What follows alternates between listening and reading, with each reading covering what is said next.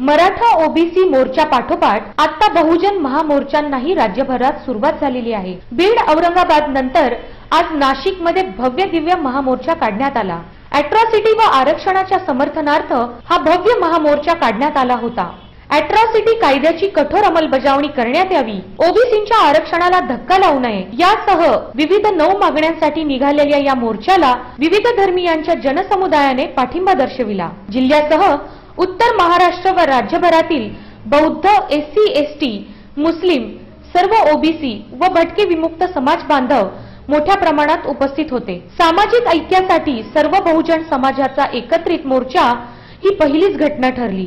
मोर्चाला 11 वाजता golf club मैदानाहून सुरुवात झाली। तसेच निश्चित केलेल्या मार्गाहून हा महामोर्चा जिल्हाधिकारी कार्यालयावर दाखल झाला। येथेच 10 उच्च शिक्षित युवतींनी आणि महिला संघाने हे निवेदन जिल्हाधिकाऱ्यांना सुपूर्द केले। हा मोर्चा येथून पुढे जुने सीबीएस ठक्कर बाजार मार्गे परत गोल्फ क्लब मैदानावर रवाना झाला व येथे या युवतींनी या निवेदनाचे वाचन केले। या ठिकाणी लाखोंच्या संख्येने बहुजन समाज उपस्थित होता। नाशिक जिल्हा तसेच इतर जिल्ह्यातील जनसमुदाय देखील यावेळी उपस्थित होता। यामध्ये तरुण तरुणी, महिला पुरुष, ज्येष्ठ नागरिकांचा सहभाग होता। हाती निळा, पिवळा, हिरवा झेंडा घेत सर्वांनी सफेद वस्त्र परिधान करून या महामोर्चाला सहभाग नोंदवला। मी भारतीय प्रथमतः आणि अंततः हे ब्रीदवाक्य असलेली शर्ट युवकांनी परिधान केले होते आणि ह्याच ब्रीदवाक्यांची मोठमोठी फलके घेऊन ह्या मोर्चात अनेकांनी सहभाग नोंदवला। ह्या जनसमुदायासाठी अनेक स्वयंसेवी संस्थांनी पुरी भाजी, वडापाव, बिस्किटे, पिण्याचे पाणी आणि बाबासाहेबांच्या विचारांवर आधारित पुस्तकांचे मोफत वाटप करण्यात आले। तसेच लाखोंच्या संख्येत येणाऱ्या समुदायाला आरोग्य सेवा पुरवण्यासाठी ठिकठिकाणी डॉक्टर आणि रुग्णवाहिकेची सोय देखील केली होती।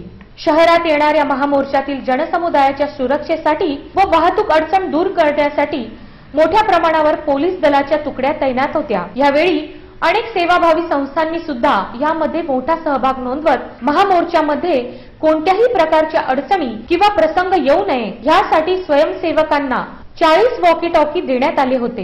यामुळे पोलीस प्रशासनाला मदतीचा हातभार लाभला। भविष्यात महिला विरोधी अत्याचारांना आळा बसेल व आरोपींना कठोर शिक्षा होईल। तसेच अॅट्रॉसिटीचा कायदा कायम ठेवत आणि इतर जाती धर्मांच्या आरक्षणाला धक्का न लावता लवकरात लवकर सरकारने दिलेल्या निवेदनांची दखल घ्यावी या उद्देशाने योजलेल्या महामोर्चाचा गोल्फ क्लब मैदानावर शांततेत समारोप झाला। तसेच यावेळी पोलिसांनी योग्य पोलीस बंदोबस्तासह वाहतुकीचे सुरळीत नियोजन केले होते। नाशिक सिटी न्यूज साठी व्हिडिओ जर्नलिस्ट योगेश हरिनामे, नाशिक।